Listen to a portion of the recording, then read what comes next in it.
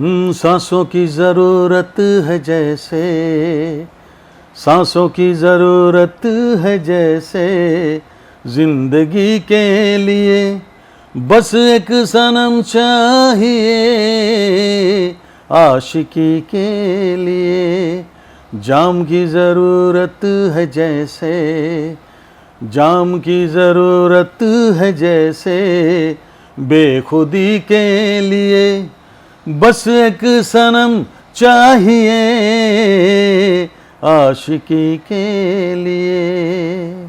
ये आवाज़ कुछ सुनी सुनी सी लग रही है ना? जी हाँ, सांसों की ज़रूरत है जैसे ज़िंदगी के लिए, ठीक उसी तरह अच्छे अच्छे गानों की भी ज़रूरत है हमें, हर पल को, हर लम्हे को यादगार बनाने के लिए। हेलो नमस्कार, मैं हूँ राहुल और आप देख रहे हैं द फिल्मी चर्चा।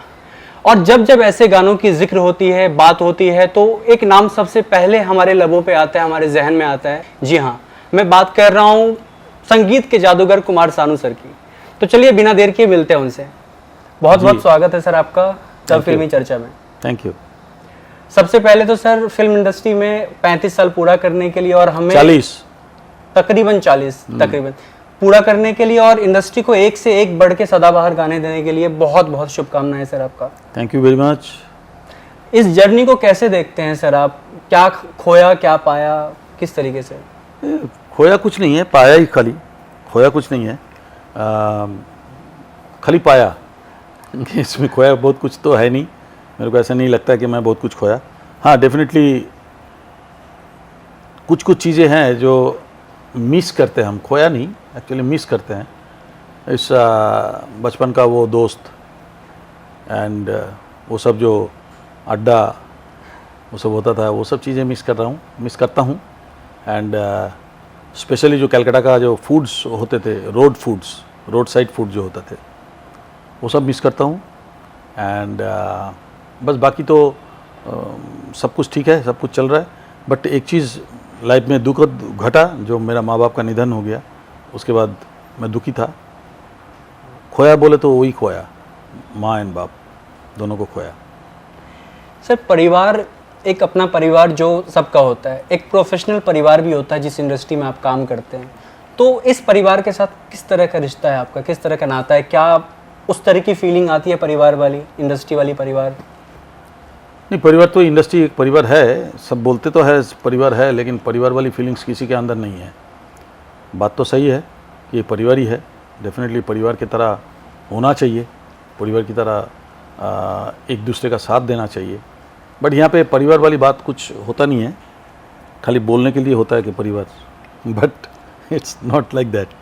यहाँ पे जब एक इंसान जब मर जाते हैं, या तो इंसान एक अपना पोजीशन से जब आहिस्ता आहिस्ता नीचे हो जाता है, तो उन्हें भुला दिया जाता है। तो किस बात की परिवार है भाई, ये मेरे को ये समझ में नहीं आता है। तो मैंने देखा बहुत सारे लेजेंडरी आर्टिस्ट है, सिंगर है, इनको धीरे धीरे करके भुलाया जाता है। तो ये जो है ना, ये परिवार वाली बात आई थिंक कहाँ तक सच है, आई डोंट नो। जैसा आपने बताया कि सच में ये हम लोगों ने भी देखा है, सब देखते हैं, चीज़ नोटिस किया जाता है कि अगर एक एज के बाद या काम नहीं मिल रहा है तो लोग मतलब नोटिस करना बंद कर देते हैं उन्हें। yes. तो क्या आप खड़े होते हैं उन लोगों के लिए? कभी आप खुद को सामने लाए हैं? ऐसा बहुत सारा केस है। जिन म्यूज़िक डायरेक्टर, हमारे तो वही म्यूज़िक का ही फील्ड है, जो म्यूज़िक डायरेक्टर्स खो जाते हैं या मेरे को आके रिक्वेस्ट करते हैं, कई ऐसा बहुत सारे म्यूज़िक डायरेक्टर्स हैं, मैं किसी का नाम नहीं लूँगा। खोने वाले म्यूज़िक डायरेक्टर का नाम क्यों लूँ, उनको और खोआने के लिए नहीं। तो ऐसा बहुत सारे हैं जिन्होंने आके जब मेरे पास रिक्वेस्ट करते हैं कि सानू तुम मेरा एक गाना गा देगा, तो मैं बोलता हूँ हाँ बिल्कुल गा दूँगा।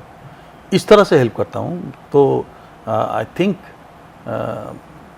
यही चीज़ अगर बहुत ज़्यादा होता है इस इंडस्ट्री में, तो परिवारवाद को बोला जा सकता था कि हाँ ये परिवार है इंडस्ट्री हमारा। ऐसे सब एक दूसरे के लिए अगर खड़े होते तो परिवार बोल सकते थे। जी सर, हाल ही में एक फैन, आपके अद्भुत फैन से आपकी मुलाकात हुई, कैसा रहा अद्भुत एक्सपीरियंस आपका? वो अद्भुत फैन बहुत ही अच्छा लगा मुझे। फैंस का तो एक्सपीरियंस बहुत अच्छा रहा। सारा फैंस का ही अच्छा रहते हैं।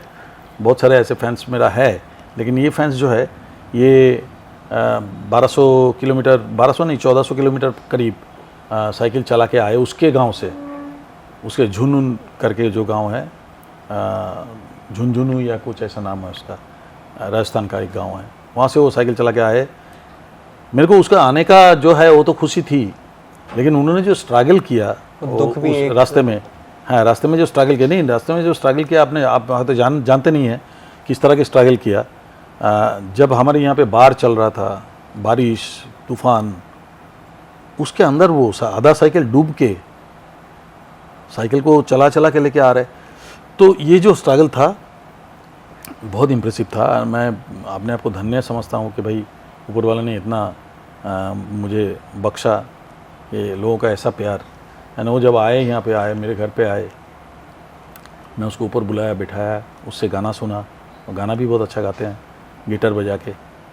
एंड उसको अपने हाथों से मिठाई भी खिलाया। एंड उसको बोला जय भी हम राजस्थान जाएंगे तो तुमसे मुलाकात करेंगे, तुम बॉम्बे आओगे तो मेरे से मिलना। तो एक फैंस के ये जो देखा मैंने, उसका जो डेडिकेशन जिसको बोलता है हमारे प्रति, बहुत ही प्रभावित हुए मैं। जब आप सर इंडस्ट्री में करियर बनाने के लिए निकले घर से, तो किस तरह से, क्या सपने लेके निकले थे आप? कितनी किस्मत ने साथ दी, कितनी मेहनत थी? शुरू में था कि मेरे को इंडस्ट्री में गाना है, इंडस्ट्री में, फिल्म इंडस्ट्री में गाना है, ये तो शुरू में ही मेरा टारगेट था। जब आए बॉम्बे में तो होटलों में काम करने लगे, फिर कैसेट बनाने लगे, डेमो कैसेट बनाने लगे, लोगों को सुनाया, चांस मिला, बस आगे बढ़ता गया। इस तरह से स्ट्रगल किए। कितनी किस्मत ने साथ दी, कितनी मेहनत? किस्मत ने तो बहुत साथ दिए, आज भी साथ दे रहा है। और सबसे बड़ी बात है, अगर मेहनत नहीं होता तो किस्मत साथ नहीं देता। तो मेहनत तो था ही।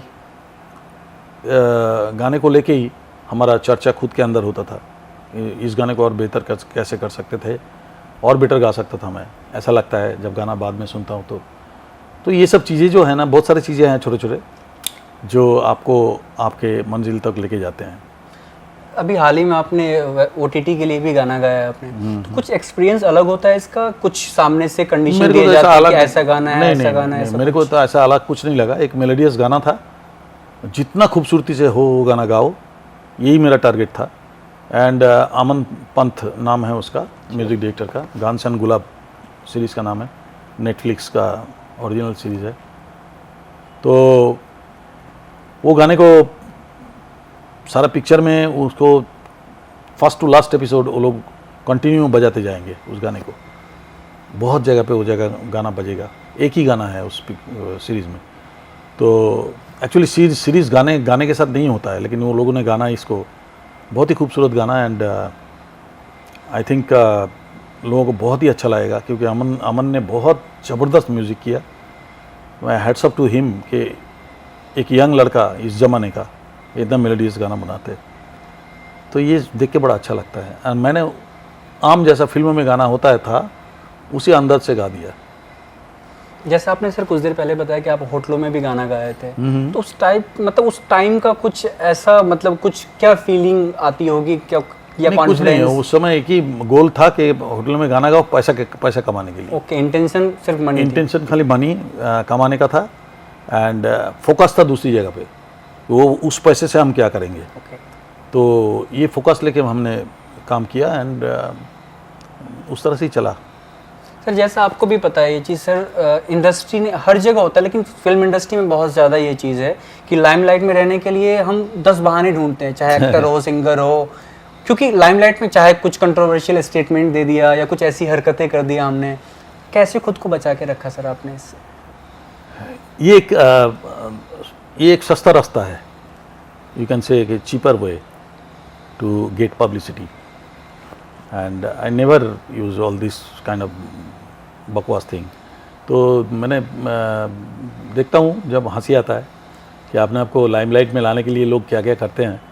Limelight is the main criteria now it is, limelight. But एक चीज़ आप बताओ, जो गाना आज रिलीज़ हो रहा है काल लोग भूल रहे हैं, तो लाइमलाइट तुम कहाँ से हुए? तुमने तो, तुम्हारे लिए गाना बजाया गया टीवी में, तुम रेडियो में बजाया, पिक्चरों में दिखाया, अभी का जो सिंगर की बात कर रहा हूँ, तो दिखाया, उसके बाद तुम गायब हो जाते हो 1 महीना बाद। तो ये लाइमलाइट करके क्या फ़ायदा होता है? आप दिल में टिके रहने का बंदोबस्त करो। आप जो काम कर रहे हो, आप कोशिश करो कि आप लोगों के दिल में 100 साल कैसे जियोगे, उसके ऊपर वर्कआउट करो, तो फिर बात बनेगी।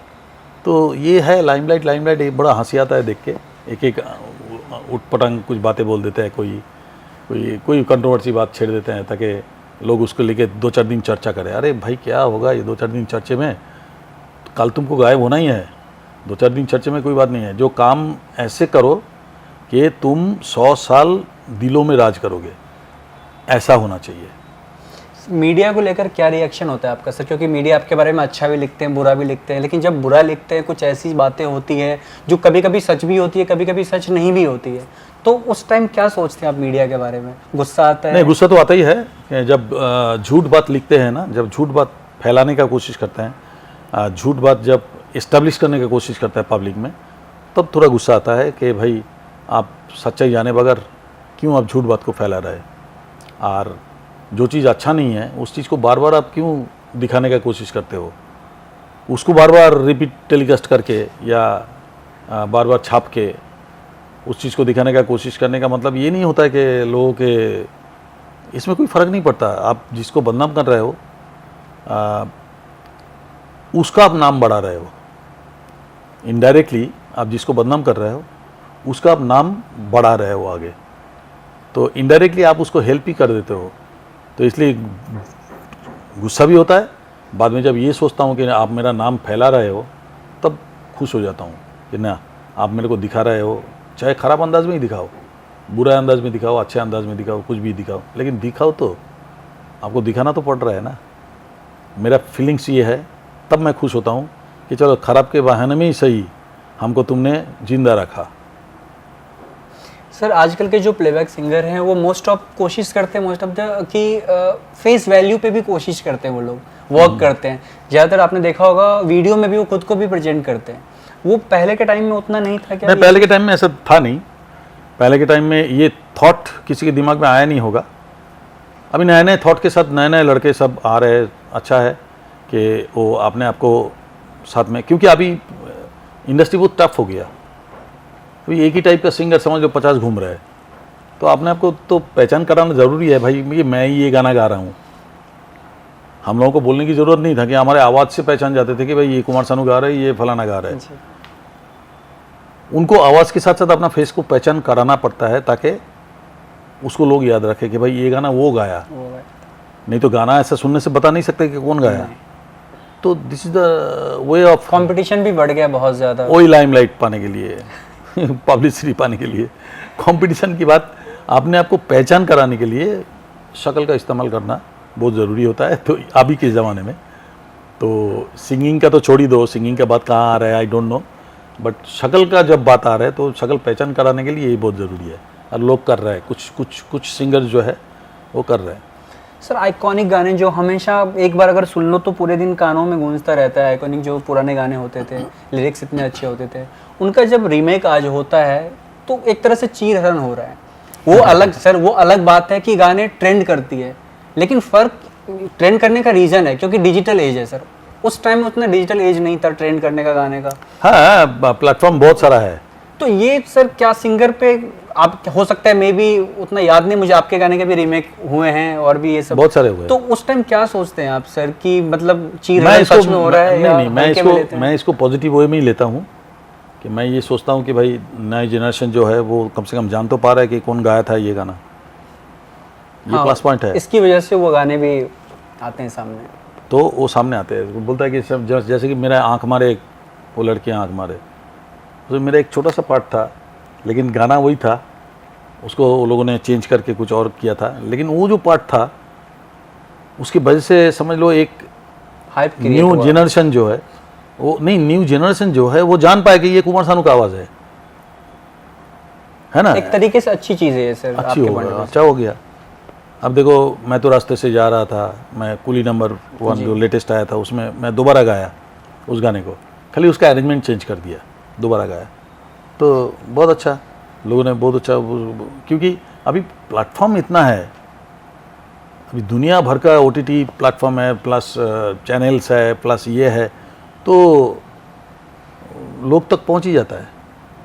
सर एक चीज़ आम बात है, अभी आपने भी सुना होगा, हमने भी सुना, बहुत सारे लोगों के चर्चे भी होते रहते हैं कि आजकल जो म्यूजिक डायरेक्टर होते हैं या फिल्म मेकर हैं, डायरेक्टर हैं, एक गाने को लेके वो 6-7 सिंगर से गाना करवाते हैं वो, और बाद में डिसाइड होता है, सिंगर्स को पता भी नहीं होता है कि कौन सा गाना सेलेक्ट होगा। एक ही गाने पे 7-7 सिंगर वर्क करते हैं क्योंकि उसको खुद को कॉन्फिडेंस नहीं है, उनको क्या चाहिए उसको पता नहीं है। 8 सिंगर से तभी तो गवाएंगे ना कि भैया हमको क्या चाहिए हमको पता नहीं है, तो सबसे करके देखो जो अच्छा होगा वो हम ले लेंगे। तो मतलब खुद पे कॉन्फिडेंस है नहीं। टैलेंट का मिसयूज हुआ एक तरीके से सर। टैलेंट का मिसयूज नहीं है, ये वो जो लोग कर रहे हैं उनका खुद का कोई टैलेंट नहीं है, उनका खुद का कुछ भी नहीं है, जीरो। उनको ये है कि हम चक्की चला के देख लेते हैं, जहाँ अच्छा होगा वही हम उठाएंगे, ऐसा है। पहले के ज़माने का क्या होता है कि उसको कॉन्फिडेंस था कि हम इस सिंगर से गवाएंगे, हमको 100% रिजल्ट मिलेगा। कॉन्फिडेंस खुद का भी था, उस सिंगर पे भी था। तो ये कॉन्फिडेंस है ही नहीं अभी। हम लोगों ने गाना गाया, एक एक गाना 7-7 लोग 8-8 लोग गाना गा के ऐसा कुछ किया ही नहीं लाइफ में कभी। एक ही बार गाया, वही फाइनल, वही हिट, वही सब हो गया। यहाँ पे 6 सिंगर दुखी हो के 7वां सिंगर पास हो गया। ये क्या कोई परीक्षा देने के लिए होता है क्या? सिंगर तो सिंगर ही होता है। अगर सिंगर में दम है तो उसको लेके सबसे पहली बात तो वो जो अनपढ़ लोग ये करते हैं, 8 सिंगर से गवाते हैं, वो अनपढ़ लोगों को सबसे पहले इन लोगों को लेके खेलना नहीं चाहिए। You are playing game with them, that is totally wrong. आप पहले खुद चूज करो कि भाई ये सिंगर, ये गाना जो है, अगर तुम्हारे में नॉलेज है तो तुम पहले ये सोचोगे कि ये सिंगर कौन सा सिंगर अच्छा गाएगा, ये गाना कौन सिंगर अच्छा गाएगा। ये तुम्हारे अंदर अगर कुछ हो तो तुम बता पाओगे। अगर तुम्हारे अंदर कुछ है ही नहीं तो तुम तो 12 सिंगर से गवा के फिर आप चूज करोगे कौन सा अच्छा हुआ, वो भी आप तय नहीं कर पाओगे। उनमें से कोई खराब एक निकल के आप बोलोगे यही सबसे अच्छा है, क्योंकि you have no knowledge. That kind of director, that kind of music director तो नहीं, I can say the directors and some producers also there. और मोस्ट ऑफ द आजकल एक यूनिटी बन गई है, मतलब म्यूजिक डायरेक्टर से भी बढ़ के एक्टर्स डिसाइड करते हैं, डायरेक्टर डिसाइड करते हैं। इंटरफेरेंस बहुत ज़्यादा है। इंटरफेरेंस जब तक बंद नहीं होगा तब तक इंडस्ट्री का हालत ऐसे ही रहेगा। हर गाना आएगा, 2 महीना चलेगा, 1 महीना चलेगा, गायब हो जाएगा, स्टे नहीं करेगा। क्योंकि जिसका काम उसको अगर सही ढंग से करने ना दिया जाए तो वो क्रिएट कुछ कर नहीं पाते। तो क्रिएट करने के लिए उसको फ्रीडम चाहिए, और ये फ्रीडम नहीं देते हैं। इसका कहना है इसी से गवाओ, ये गाने का इस टाइप का गाना बनाओ, इस टाइप का लिरिक्स लिखो। ये सब इंटरफेरेंस किस बात की है? एक सेक्शन है म्यूज़िक, तुम्हारा सिचुएशन के हिसाब से जो म्यूज़िक चाहिए तुम बता दो, भाई हमारा ये दुखी वाला सिचुएशन है, इसमें आप गाना बना दीजिए, जो पहले हुआ करता था। तभी तो आज भी वो लोग, तब का गाना आज भी सुन रहे लोग। और आज का भी जो ये लोग सब इंटरफेरेंस करके जो कर रहा है, वो तो 3 दिन 15 दिन 20 दिन 1 महीना बाद गायब, कोई याद ही नहीं रखता। तो दिस सिचुएशन इसलिए ख़राब है इन लोगों के वजह से। शुरुआती दौर में और अभी में क्या फ़र्क आया है सर आप में, खासकर चाहे स्ट्रगल की बात करूं या मेहनत की बात करूं, रियाज की बात करूं, क्या फ़र्क आया है? पहले से आपने कम कर दिया एक सक्सेसफुल सिंगर बनने के बाद? नहीं, कम तो नहीं किया, रियाज आज भी मैं करता हूँ। और दूसरी बात यह है कि नए कुछ चीज़ें लाइफ में ऐड हुआ, जैसे कि एक्सरसाइज वगैरह, योगा वगैरह, ये सब नए चीज़ें ऐड हुआ लाइफ में। क्योंकि जैसे जैसे आपका एज बढ़ता जाएगा उस तरह से आपको ध्यान देना पड़ेगा। सबसे बड़ी बात है परिवर्तन यही सब चीज़ का हुआ। बहुत ज़्यादा खाता था, अभी कम खाना। बहुत टाइम खाता था, अभी कम टाइम खाते हैं। बहुत ज़्यादा फैटी चीज़ खाता था, अभी कम खाते हैं। तो ये सब जो चीज़ें हैं, ये परिवर्तन समय के साथ साथ चलते जाते हैं। सिंगिंग में भी ऐसा ही हुआ कि बहुत ज़्यादा लपड़ झपड़ ख़राब लैंग्वेज वाला गाना गाएंगे नहीं, छोड़ देते हैं हम। जो मेलोडियस गाना होगा उसको गाएंगे, अच्छा लिरिक्स वाला गाना होगा उसको गाएंगे। तो I am happy with that. बहुत ज़्यादा दोस्ती यारी, बहुत ज़्यादा पार्टी, बहुत ज़्यादा दारू एंड सिगरेट एंड ये सब नहीं खाएंगे, नहीं पिएंगे।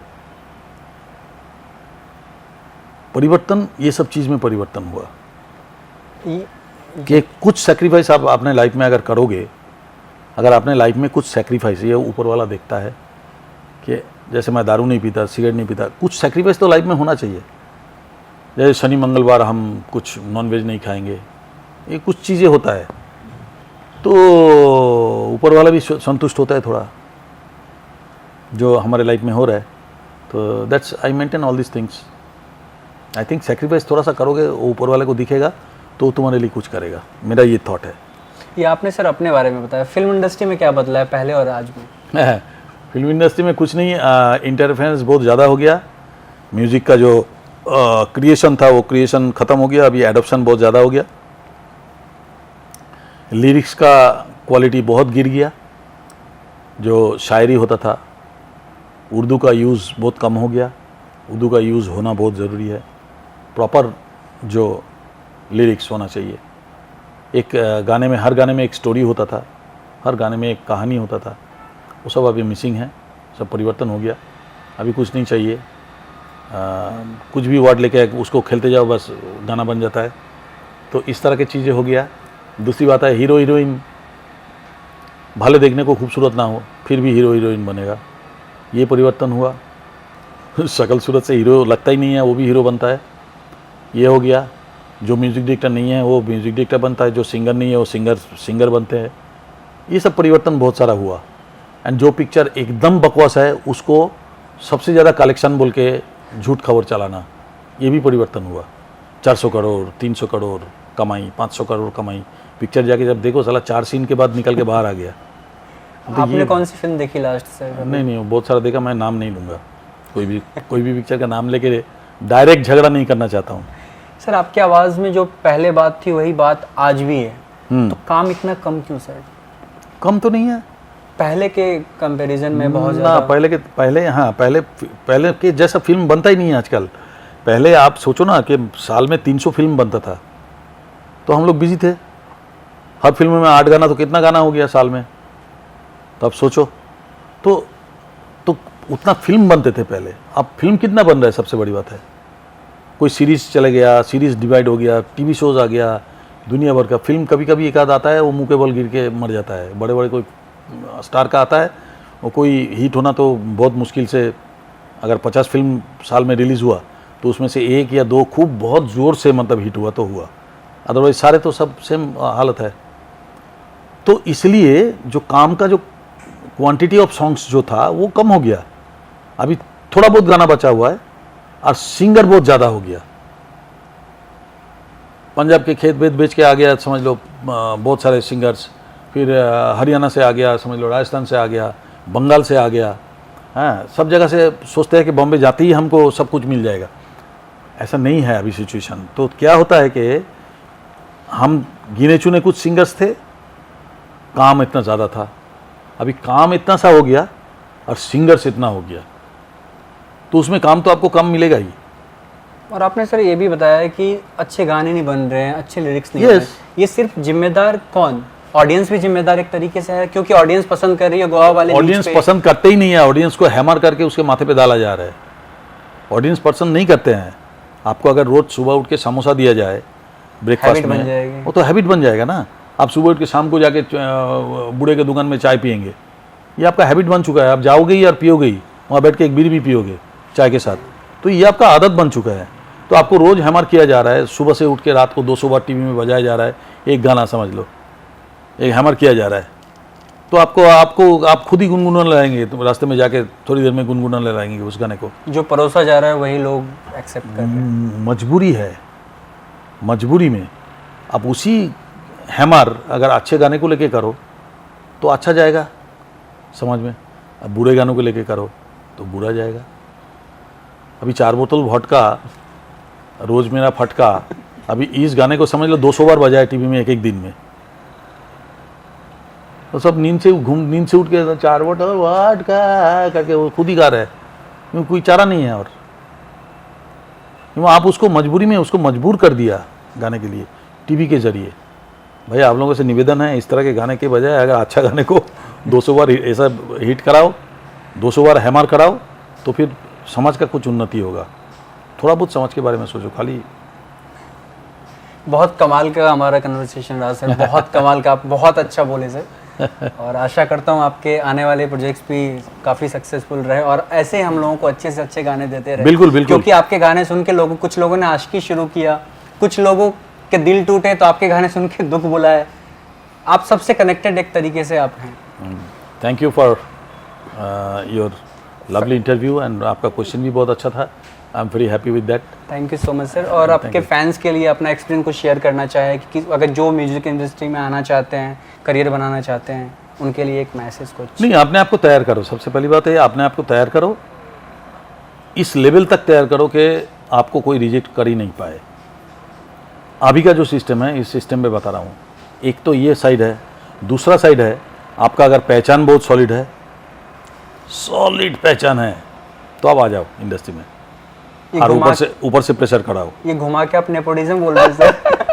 Nepotism is nothing, nepotism is zero. Nepotism शब्द जो है वो टोटली गलत है। नेपोटिज्म शब्द आना ही नहीं चाहिए। कौन बेवकूफ़ लोग नेपोटिज्म लेके, ये नेपोटिज्म लेके चल पड़ा। आई थिंक इतना गलत बात है। हर बाप ने, हर माँ बाप चाहते हैं कि अपना बच्चा इंजीनियर हो, डॉक्टर हो, हमसे बड़ा बने, वो अच्छे पोजीशन पे जाए, हर कोई। तो ये कोई नेपोटिज्म होता है क्या? उसके लिए अगर हम उसको पढ़ाए, अच्छा गवर्नमेंट स्कूल में पढ़ाए या इंग्लिश स्कूल में पढ़ाए या एकेडमी में भेजे, क्या बोलता है? जिसने बनाया नेपोटिज्म उसके लिए दूसरे के बेटा को जाके आप प्रमोट करो, खुद के बेटा को नहीं। हाँ, ये कौन सी बात है भाई? अपने बेटा अंधा भी हो तो फिर भी हम उसको बोलेंगे कि इसके जैसा आंखें किसी का नहीं है। ये होता है माँ बाप। जी सर। है ना? तो माँ बाप बच्चे के लिए करेंगे, दैट्स कॉल्ड नेपोटिज्म। तो नेपोटिज्म शब्द जो जिसने बनाया वो उससे बड़ा बेवकूफ़ कोई नहीं है। हम पड़ोसी के बच्चे को आगे बढ़ाएंगे हमारा बच्चा छोड़ के, ये कौन सा नियम हुआ भाई? तो यही सब जो चीज़ें हैं ना, ये गलत चीज़ें, इसको लेके कुछ दिन बहुत चर्चा हुआ, बहुत ये हुआ, इसके बच्चा उसके बच्चा। भाई हर हीरो चाहेंगे, जब इस्टेब्लिश्ड हीरो थे वो चाहेंगे कि अपना बच्चा भी इस लाइन पे जाए और थोड़ा सा हीरो बने। करे करे भाई, अगर उनमें टैलेंट है तो टिकेगा और नहीं टैलेंट है तो गिर जाएगा। तो इसमें नेपोटिज्म की क्या बात है? बहुत अच्छा बोलते हैं सर। हम चाहते हैं आप एक्टिंग भी कुछ करें सर। क्या सच बताइए सर, ऑफर मिले हैं कभी, आपने मना कर दिया हो? नहीं, ऐसा बहुत ऑफर मिला जब था उस समय। एंड एक पिक्चर मैंने किया था, बंगाली पिक्चर, जिसमें हीरो था मैं, गाने भुवन भुड़िए दो करके एक पिक्चर था, बहुत चला, 23 हफ्ता तक चला था कैलकाटा में। बट वो उसका एक्सपीरियंस बहुत बुरा था, इतना बोरिंग है। एक शॉट ले फिर पूरा लाइट शिफ्ट हो रहा है, मैं बैठा सारा दिन, बैठे हुए रहो सारा दिन में 2-3 लाइन शूट हुआ, ऐसा होता था। तो इट्स वेरी बोरिंग जॉब। तब तक तो हम साला 25 गाना गा के चले जाए। हाँ, तो मैं सोचा कि नहीं, इसमें समय नष्ट करके कोई फ़ायदा नहीं है, तो फिर मैं आया। उसके बाद ऑफ़र बहुत आया था, but I don't like that. लेकिन सर सब मरते हैं एक्टिंग के लिए, क्योंकि फेम बहुत जल्दी मिल जाता है। नहीं, और आप रिवर्स सोच रहे, उल्टा सोच रहे हैं कि नहीं, मेरे को टाइम कंज्यूमिंग काम नहीं करना। बहुत बोरिंग है। नेवर इस तरह से मैं पहले से ही रिजेक्ट किया एंड इस चीज़ को, नहीं तो कर सकता था। फिर 4 लोग अभी मेरे बारे में इंटरव्यू देता, देखो इतना शक्ल सूरत नहीं है फिर भी आ गया है इंडस्ट्री में। जैसे मैं बोल रहा हूँ आज, मैं गर्व के साथ बोल रहा हूँ कि तो ऐसा होता था। लेकिन ठीक है, इट्स ओके। हमारा काम वो नहीं था, मैं 96 में ये किया था, वो नहीं था। लेकिन ठीक है, देख लिया, एक उसको मैं देख लिया किस तरह से होता है, क्या नहीं होता है। उसमें जो एक दिलचस्पी था वो एक झटके में, एक फिल्म में ख़त्म हो गया। नमस्कार, मैं कुमार सानू और आप देख रहे हैं फिल्मी चर्चा राहुल के साथ, और ये चर्चा होते ही रहेंगे राहुल के साथ। Thank you so much sir, lovely meeting, lovely interview.